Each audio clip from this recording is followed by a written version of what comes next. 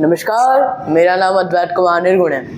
आज के इस वीडियो के अंदर हम लोग संचार माध्यमों को समझेंगे। इस वीडियो के पहले मैंने एक वीडियो बनाई थी जिसमें संचार माध्यमों को समझना था। हमारा ये टेक्स्ट बुक, ये बुक एनसीईआरटी के द्वारा लिखी गई है। ये एनसीईआरटी के द्वारा कंपोज की गई है, जिसमें कोई एक दो व्यक्ति नहीं है, पूरी एक कम्युनिटी है, पूरी एक टीम है जो मिलके हमारी एक बुक बनाती है। इसका आपको सीधा प्रमाण मिल सकता है आप ही के बुक एनसीईआरटी के पेजेस में। आप स्टार्टिंग के कुछ पेजेस पलटिए, उसमें आपको देखने को मिलेंगे कि सर बड़े बड़े आईएएस ऑफिसर, बड़े बड़े लोग जिन्होंने पीएचडी की उपाधि ग्रहण की हुई है, ली है, उन्होंने इस बुक को कंपोज किया है। अगर आपको या मुझे ये बुक समझ नहीं आ रहा है तो कमी ऑथर में नहीं, हमारे अंदर है कि हमारा लेवल उस स्तर का नहीं है जिस स्तर में ये बुक लिखा गया है। नॉलेज दो तरीके की होती है, एक रटने वाला और दूसरा समझने वाला। अगर आपका नॉलेज रटने वाला है तो जैसे ही सिलेबस चेंज होगा आपको बहुत मेहनत करना पड़ेगा, पर वहीं अगर समझने वाला नॉलेज होगा तो कभी भी आपको दिक्कत नहीं होगा। अगर आप जानते हैं कि 2 + 2 4 होता है, कैसे 4 होता है ये भी मालूम है, लेकिन अगर आपको सिर्फ पता है 2 + 2 = 4, आप डेली सुबह से लेकर शाम तक रट रहे हैं 2 + 2 = 4, कल को अगर एग्ज़ाम में आ जाए 3 + 3 = 2, नहीं बता पाएंगे।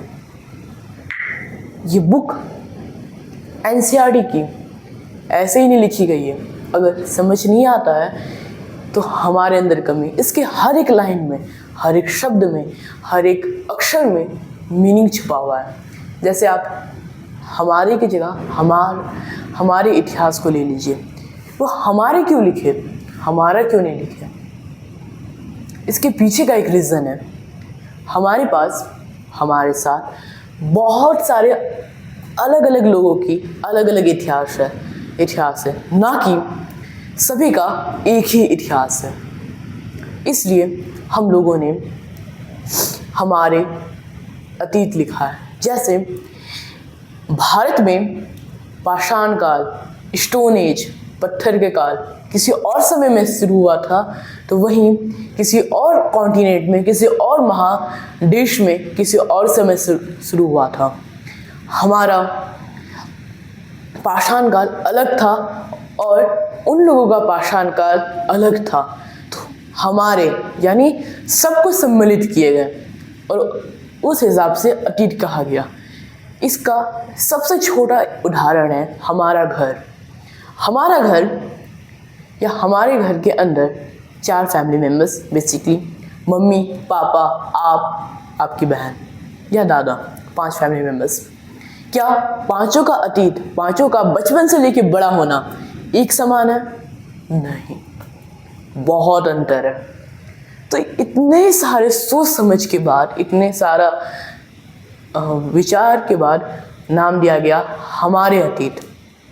जैसे आर्टिकल 1 अनुच्छेद 1 कॉन्स्टिट्यूशन की मैं बात कर रहा हूँ, उसमें लिखा गया है India that is Bharat is union of states. इसका मतलब है इंडिया जो कि भारत है वो राष्ट्रों का संघ है। तो क्या भारत के नाम के पीछे तर्क नहीं हुआ होगा? उसी तरीके से इस बुक को लिखने के लिए बहुत सारे आईएएस ऑफिसर, बहुत सारे विद्वान लोग मिलके इस बुक को लिखे हैं, हमारे बुक को लिखे हैं। और अगर हम ये बोलते हैं कि हमें पढ़ने में बोरिंग लग रहा है या समझ नहीं आ रहा है, तो गलती हमारी है कि हम उस लेवल पे नहीं हैं जिस लेवल की ये पुस्तक है। तो आज का हमारा टॉपिक है संचार माध्यमों को समझना। संचार माध्यमों को समझना। तो हमारे इस टेक्स्ट बुक के अंदर कोई भी चीज़ दी गई है एक विचार की बात दी गई है। जैसे फर्स्ट चैप्टर है हमारा समानता। समानता क्यों ज़रूरी है? अगर हम इसे जानते हैं तो कोई भी हमारे साथ दबदबा नहीं दिखा सकता। उसी तरीके से संचार माध्यम का अलग यूज़ है, जो कि मैंने आपको पिछले वीडियो में बताया था। ठीक है, आज के इस वीडियो को मैं आप लोगों को आगे बताने वाला हूँ। जैसे पिछले वीडियो के अंदर मैंने आप लोगों को बताया था कि किस तरीके से हमारा मास मीडिया होता है, मास मीडिया क्या होता है, या फिर संचार क्या होते हैं। संचार का अर्थ है जब हम लोग इन्फॉर्मेशन को एक स्थान से दूसरे स्थान तक पहुंचाते हैं, उन्हें मीडिया कहते हैं। ठीक है, अगर आप एक शिक्षक हैं या फिर अगर आपको इस टॉपिक को समझना है और भी अच्छे तरीके से, तो शिक्षकों के लिए ये वाला जो टॉपिक है इसे आपको अवश्य पढ़ना चाहिए। एज अ स्टूडेंट भी आपको पढ़ना चाहिए और एज अ टीचर भी आपको पढ़ना चाहिए। जैसे एक कविता है फूलों की अभिलाषा। उस कविता के अंदर बताया गया है कि फूल की क्या अभिलाषा है और वो कब लिखा गया। अगर हम उसके सारे से कनेक्ट कर दें, किस ऑथर के द्वारा लिखा गया उसके साथ कनेक्ट करें, और वो कविता क्या सोच के लिखा गया, अगर ये तीनों चीज़ को अगर हम समझ जाएं तो वो कविता एक अलग लाइन बनाती है, एक अलग मतलब बनाती है। तो अगर हम उसे पढ़ते हैं प्रॉपरली तो हमें इस चैप्टर के अंदर एक अलग व्यू मिलता है। ठीक है, अब बात करते हैं संचार माध्यम और लोकतंत्र। ठीक है, ध्यान देने वाली बात है संचार माध्यम और लोकतंत्र। संचार माध्यम समझ रहे हैं आप, और लोकतंत्र का अर्थ भी आप जानते हैं, जहाँ पे लोगों का तंत्र हो, जहाँ पे राजा आम जनता के द्वारा चुना गया हो, उसे लोकतंत्र बोलते हैं। हमारा इंडिया डेमोक्रेटिक है, ना कि मोनार्ची। ठीक है, तो लोकतंत्र में देश और संसार के बारे में समाचार देने और उनमें होने वाली घटनाओं पर चर्चा करने में संचार माध्यमों की भूमिका अत्यंत ही महत्वपूर्ण है। देखिए, संचार माध्यम और लोकतंत्र ये टॉपिक इतना ज़्यादा ज़रूरी है कि हमारे लिए बहुत ज़्यादा ज़रूरी है। वोट देना हमारा अधिकार है, वोट हम दे सकते हैं। तो वोट हम कैसे देंगे?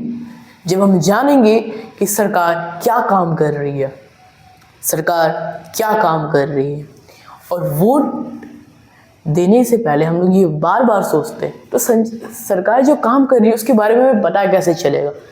वो चलेगा संचार माध्यम के द्वारा। जैसे XY ने कोई पार्टी है XY, उसने निकाला एक योजना कि हर व्यक्ति को हम लोग इतने पैसे इतने दिन में देंगे। तो ये बात हमें कैसे पता चली? आम नागरिकों तक कैसे पहुंची ये बात? ये पहुंचती है संचार माध्यमों के द्वारा। सरकार ने 3 फैसले लिए कृषि के लिए, पर लोगों ने इसे जैसे ही जाना तो लाखों लोग दिल्ली में पहुंचे ट्रैक्टर लेकर, और महीनों तक सालों तक वहाँ पर प्रोटेस्ट किया। बाद में सरकार को अपना ये निर्णय वापस लेना पड़ा। हम लोग सरकार के जब निर्णय को जानते हैं तो हम सरकार के ऊपर ये क्वेश्चन उठा सकते हैं कि आपने ये नियम क्यों लागू किया, इस नियम के पीछे क्या पर्पस था, क्या आपने ये नियम ऐसे ही लागू कर दिया? उस समय सरकार को बकायदा प्रॉपरली सब कुछ देना पड़ता है कि हमने ये इसलिए किया क्योंकि ये रीज़न था। ठीक है, संचार माध्यम को समझना इसलिए ज़रूरी है ताकि हम वोट सही से दे सके, सही व्यक्ति का चुनाव कर सके, सही व्यक्ति को मत दे सके और देश को तरक्की करा सके। आगे बढ़ते हैं। जैसे उदाहरण के लिए संचार माध्यम से नागरिक जान सकता है कि सरकार किस प्रकार का काम कर रही है। मैंने आपको अभी जस्ट बताया, यदि लोग चाहें तो इन समाचारों के आधार पर कार्यवाही भी कर सकते हैं। कार्यवाही यानी कोई भी काम वो लोग आसानी से कर सकते हैं, सिर्फ और सिर्फ ये जानकर कि सरकार कौन सा काम कर रही है। अगर सरकार गलत कर रही है हम लोग प्रोटेस्ट कर सकते हैं। जैसे रशियन रिवॉल्यूशन 1, 2, 3, ठीक है। 1 में न्यूक्लियस था किंग, 2 में न्यूक्लियस था, 3rd में व्लादिमीर लेनिन बना। ये प्रोटेस्ट कैसे हुआ? जब लोगों तक ये इंफॉर्मेशन पहुंची कि रशिया जापान से युद्ध में हार गया, राजा निकम्मा है, राजा कुछ काम नहीं कर रहा है, वर्ल्ड वार में कूद गया, तब जाके भी प्रोटेस्ट हुआ।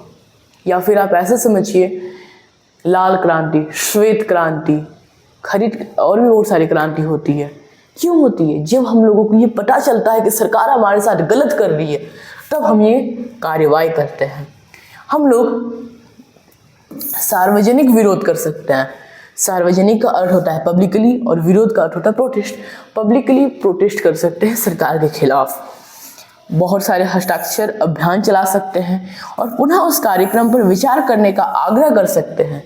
जैसे मैं कुछ निर्णय ले रहा हूँ, फॉर एन एग्जाम्पल मेरे घर में मेरे दादा ये निर्णय लेते हैं कि हमारे इस घर को तोड़ना है, इसे रीबिल्ड करना है, तो हमारे सारे फैमिली मेम्बर्स इकट्ठा होंगे, वो विचार करेंगे क्या ऐसा करना चाहिए, घर को रिनोवेशन की आवश्यकता है क्या नहीं है। अगर दादा की बात से ज़्यादा प्रभावशाली अगर किसी की बात होगी और दादा उस बात से अग्री करेंगे तो वो होना चाहिए, वही होगा। तो जनता जो कहती है वही सरकार को करना पड़ता है। जैसे कॉन्स्टिट्यूशन की वीडियो में मैंने आपको बताया था कि अब्राहम लिंकन ने कहा to the government is to the people, by the people, for the people.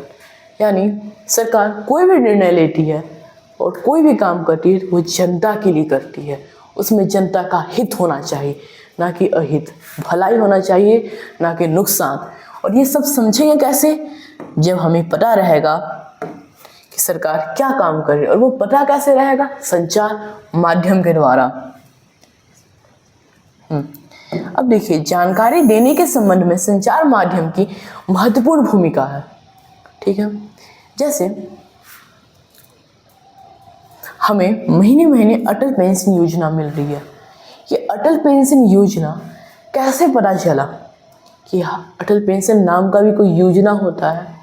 कैसे? कृषि से भी बहुत सारे योजना मिलते हैं, भूमि अगर जिनके पास कम है उनको भी योजना मिलता है, PBL ये भी मिलता है। तो ये सब पता कैसे चला हम लोगों को? जब सरकार ने जाना, सरकार ने नियम लगाए, नियम बताए और हम लोगों ने उन्हें उस नियमों को जाना। जैसे आगे बढ़ते हैं,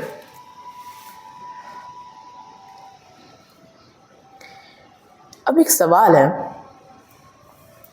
क्या संचार माध्यम में हर कुछ सही रहती है? नहीं। जैसे YouTube एक संचार माध्यम का एक जरिया है, वे है कि YouTube में जितनी भी बातें दिखाती है सारी के सारी राइट होती है? नहीं, 100% राइट नहीं है। उसमें अगर कोई चीज़ 100% राइट भी है तो वो एक पक्षी है, द्विपक्षी नहीं है। यानी हम लोग उसका एक साइड देख रहे हैं, दूसरा साइड नहीं। जैसे मून है, हम लोग मून का एक ही फेस देख सकते हैं, दूसरा फेस नहीं देख सकते हैं एक टाइम पर। उसी तरीके से संचार माध्यम को समझने के लिए हम लोगों को दोनों पक्ष को जानना चाहिए। जैसे यहाँ पे दिया है, इसे हम लोग पहले पढ़ते हैं फिर समझते हैं। ये 2 न्यूज़पेपर है, 2 अलग अलग व्यक्ति, 2 अलग अलग प्रकाशन के। एक न्यूज़ ऑफ इंडिया की रिपोर्ट और दूसरा इंडिया डेली की रिपोर्ट, ठीक है। आगे बढ़ते हैं। प्रदूषण फैलाने वाले कारखानों पर वज्रपात विरोधियों द्वारा चक्का जाम, यातायात रुका, ठीक है। इसमें क्या बताया गया, मैं आपको एक क्विक समरी दे देता हूँ, उसके बाद अच्छे से समझते हैं। लोगों ने कहा कि लोगों ने प्रोटेस्ट किया क्योंकि प्रदूषण बहुत ज़्यादा हो रहा था, AQI बढ़ते जा रहा था और बढ़ते जा रहा था और बढ़ने के कारण शहर दूषित हो रहा था। इससे लोगों ने प्रोटेस्ट किया और लोगों ने उसे गवर्नमेंट को कहा कि आप इन फैक्ट्री को बैन करिए। दूसरी ओर जो आम जनता थे, जो साधारण लोग थे, उन्हें दिक्कत होने लगी। कैसे? उनका एकमात्र जरिया था ये फैक्ट्री। और ये फैक्ट्री अगर बंद हो जाएंगे तो वो रहेंगे कहाँ, खाएंगे कहाँ, पेट कहाँ भरेंगे। रशियन रिवॉल्यूशन 2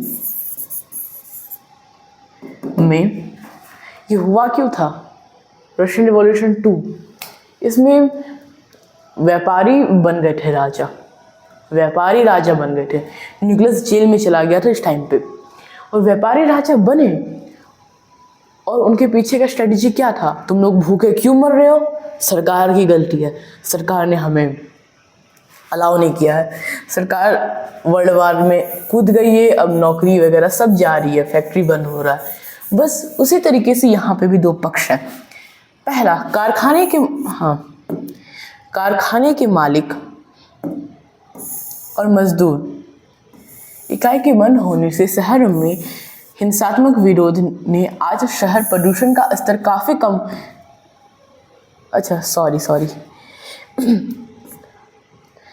कारखाने के मालिक और मजदूर के हिंसात्मक विरोध ने आज शहर की गतिविधि को रोक कर रख दिया है। सड़क पर वाहनों के विशाल जाम लगने का कारण लोगों को समय से अपने काम पर नहीं पहुंच सके। कारखाने मालिक और मजदूर सरकार के प्रदूषण फैलाने वाली इकाई को बंद करने के निर्णय का विरोध कर रहे हैं। ठीक है, इसमें बताया गया है कि किस तरीके से लोगों ने यातायात रोक कर दिया, बंद कर दिया, चक्का जाम कर दिया, गाड़ियों को रोक दिया, सब कुछ रोक दिया। और रोकने के बाद लोगों ने, जिस कारण लोग समय से पहुंच नहीं पा रहे हैं अपने ऑफिस, और उन लोगों की डिमांड है कि इन्हें बंद करिए, प्रदूषण कम करिए। काफ़ी समय से यह पता था कि उनकी इकाई गैर कानूनी है। अब उन लोगों को मालूम था कि ये काम गैर कानूनी है, पर फिर भी वो ये काम करते थे। ठीक है, इकाई के बंद होने से शहर में प्रदूषण का स्तर काफ़ी कम हो जाएगा। शहर के गणमान्य नागरिक श्री जैन ने कहा, हमारा शहर भारत के नए व्यावसायिक केंद्र के रूप में स्थापित होते जा रहा है। इसके साथ ही यह भी आवश्यक है कि शहर साफ और हरा भरा रहे। प्रदूषण फैलाने वाले कारखाने को हटाया जाना चाहिए। विरोध करने के स्थान पर कारखानों के मालिक व कामगारों को पुनः स्थापन का प्रस्ताव स्वीकार कर लेना चाहिए। मतलब बेसिकली कहा गया है कि श्री जैन कहते हैं कि हमारा देश व्यावसायिक केंद्र बन रहा है, इंडस्ट्रियल हब बन रहा है। अब इस इंडस्ट्रियल हब में, इस केंद्र में बहुत सारे गंदगी भी हो रही है, इसलिए साफ सफाई करना बहुत ही ज़्यादा ज़रूरी है। वहीं डेली न्यूज़ सर्विस का अखबार में ये छपता है, शहर के व्यवसाय क्षेत्र में 1 लाख कारखानों का बंद होना एक गंभीर समस्या का रूप ले सकता है। 1 लाख कारखाना, अब आप ऐसे समझिए, 1 लाख कारखाना, 1 मिनट, 1 लाख कारखाना, इस 1 लाख की हटाइए, एक कारखाने के अंदर अगर हम लोग 10,000 व्यक्ति भी समझते हैं, सिर्फ 10,000, ठीक है, तो 1 मिनट,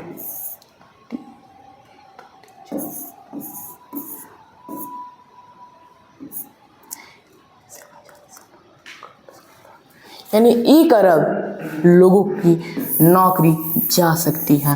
तो ये कितनी बड़ी अमाउंट है, कितना ज़्यादा लोग हैं। सिर्फ यही लोग नहीं हैं, इनके साथ इनके फैमिली मेम्बर्स हैं, इनकी माँ है, इनके बेटे हैं, इनकी पत्नी है, इनके बच्चे हैं, ये खुद हैं, सब कुछ को नुकसान पहुंच सकता है। मालिक व कामगार कारखाना बनने पर अपना कड़ा विरोध जताने के लिए सड़क पर उतर आए हैं। ठीक है, उन्होंने यह कहा कि उनकी रोजी रोटी छीन जाएगी। ऑब्वियसली अगर 1 लाख कारखाने बंद होगी तो उनके मजदूर भी नहीं खा पाएंगे। वह आवासीय क्षेत्र में लगातार नए कारखाने लगाने के लाइसेंस देता रहा है। उन्होंने यह भी कहा कि उनको पुनर्स्थापना के लिए पर्याप्त प्रयत्न नहीं किया गया। तो बेसिकली इसमें ये कहा गया, ये बताया गया है, इस दोनों को पढ़ने के बाद ये समझ में आता है कि हमें न्यूज़ 2 तरीके से पढ़ना चाहिए। जैसे घर में लड़ाई हो रही है, घर में आपके भाई बहन में लड़ाई हो रही है, अगर भाई बोल रहा है एक भाई कि इसने मुझे मारा, दूसरा बोलता है मैंने इसे इसलिए मारा क्योंकि इसने पहले मुझे मारा। अब ये कंफ्यूजिंग है, इसने क्यों मारा फिर? क्योंकि इसने इसकी चॉकलेट खा ली, इसने इसकी चॉकलेट क्यों खाई, इसने इसकी चॉकलेट पहले खा ली। तो ये जब हम लोग प्रॉपर मैटर समझते हैं तब हमें पता चलता है कि गलती दोनों पक्ष की थी, दोनों पक्ष में नुकसान हो रहा है। जैसे युद्ध, या मैं बात करूं फाइट लड़ाई, जिसमें वर्ल्ड वार हुआ। वर्ल्ड वार, क्या ये वर्ल्ड वार में सिर्फ रशिया का ही नुकसान हुआ? नहीं। ब्रिटेन जीता तो क्या सिर्फ जर्मनी का ही नुकसान हुआ? नहीं, उसमें ब्रिटेन का भी नुकसान हुआ। जर्मनी का नुकसान के साथ साथ ब्रिटेन का भी नुकसान हुआ। तो उसी तरीके से जब हम लोग कोई भी बात को दोनों पक्ष से समझते हैं, दोनों फॉर्म में समझते हैं, तब हमें समझ में आता है कि क्यों ये चीज़ हमारे लिए ज़रूरी है। वास्तविकता तो यह है कि यदि आप इनमें से केवल एक ही समाचार पढ़ेंगे तो विषय एक ही पक्ष जान पाएंगे। ऑब्वियसली जैसे अभी मैंने आपको एग्जांपल दिया है, 2 व्यक्ति है, 2 भाई बहन है, अगर उनके बीच में लड़ाई हुई तो जिसको ज़्यादा चोट लगी हमने उससे गया, जैसे बहन को ज़्यादा चोट लगी तो भाई के पास गए, भाई को फटाफट मारना शुरू कर दिए। और वहीं अगर हम पूरी बात जान जाएं कि क्यों मारे, क्यों रो रही है, तब हमें कुछ और कारण मिलेगा। वो शायद इसलिए भी रो सकती है क्योंकि उसे एग्ज़ाम में नंबर उसे 0 आए हैं। ठीक है, आगे बढ़ते हैं। यदि आपने न्यूज़ ऑफ इंडिया पढ़ा तो आपको विरोधियों की बात व्यर्थ उत्पाती लगी। ऑब्वियसली उनकी यातायात व्यवस्था में बाधा उत्पन्न करना और अपने कारखानों से शहर में प्रदूषण फैलता रहना आपके मन में उनकी बुरी छवि अंकित करता है। दूसरी ओर यदि आप इंडिया डेली पढ़ा हो तो आप जानते हैं कि कारखाना बंद होने पे बहुत से लोगों की रोजी रोटी खो देंगे क्योंकि प्रयास अपर्याप्त है इन दोनों को भी। ठीक है, तो इसमें 2 पक्ष हैं। अगर हम एक पक्ष को समझते हैं, अगर हम लोग समझते हैं तो हम लोगों की दूसरी की बात व्यर्थ लगेगी, और अगर दूसरी के पक्ष को समझते हैं और पहले की बात नहीं समझते हैं तो हमें व्यर्थ लगेगी। अगर 1 लाख फैक्ट्रियाँ बंद होगी, ऑब्वियसली हमारा शहर प्रदूषण कम होगा, लेकिन वहाँ के लोगों की रोजी रोटियाँ भी छीन जाएगी। आगे बढ़ते हैं।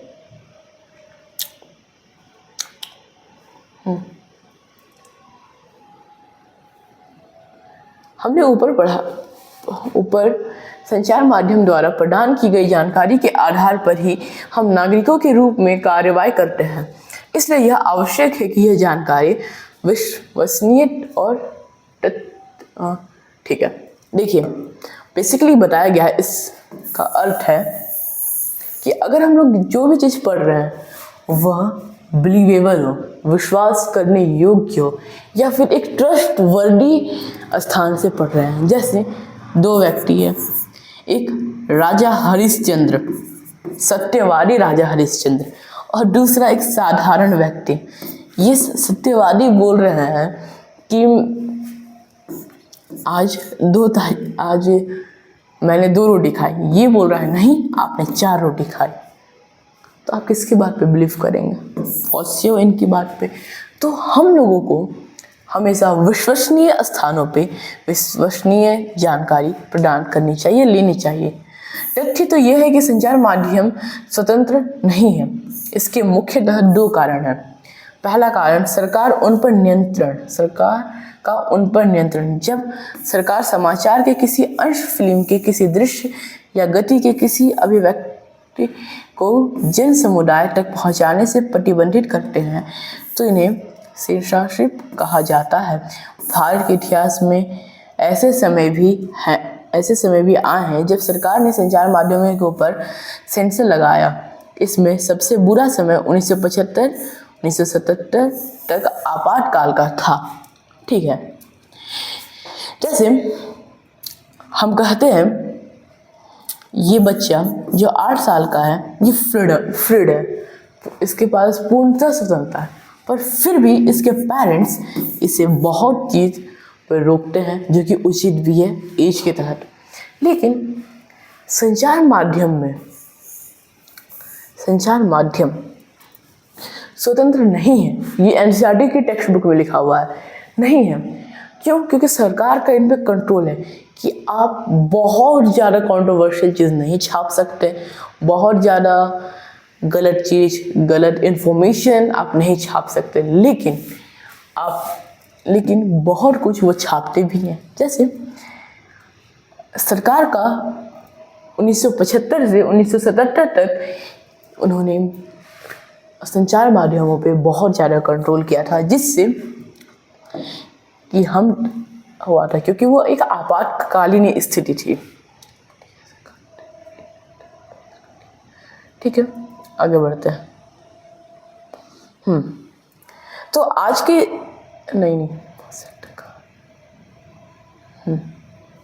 अब बात करते हैं हम लोग। आज के इस वीडियो के अंदर हम लोगों ने बात किया संचार माध्यम क्यों ज़रूरी है और भी अन्य मुद्दों पर। तो हाँ, जैसे आज के इस वीडियो का एक रिकैप ले लेते हैं और उसके बाद मैं ये वीडियो एंड कर दूंगा। हम लोगों ने ये जाना कि संचार माध्यम क्यों ज़रूरी है, फर्स्ट। सेकंड, हम लोगों ने ये जाना संचार माध्यम से हम लोग कार्यवाही कैसे कर सकते हैं। थर्ड, सरकार किस तरीके से हमारे लिए है। फोर्थ, संचार माध्यम को समझना क्यों ज़रूरी है। फिफ्थ, हम लोगों को दोनों पक्ष की बात को क्यों समझना चाहिए। और भी ऐसे बहुत सारे टॉपिक्स जो कि मैंने इसमें कवर किया है। तो आज के इस वीडियो के अंदर मैं इतना ही। फिर मैं मिलता हूँ अगले वीडियो के अंदर। तब तक के लिए धन्यवाद।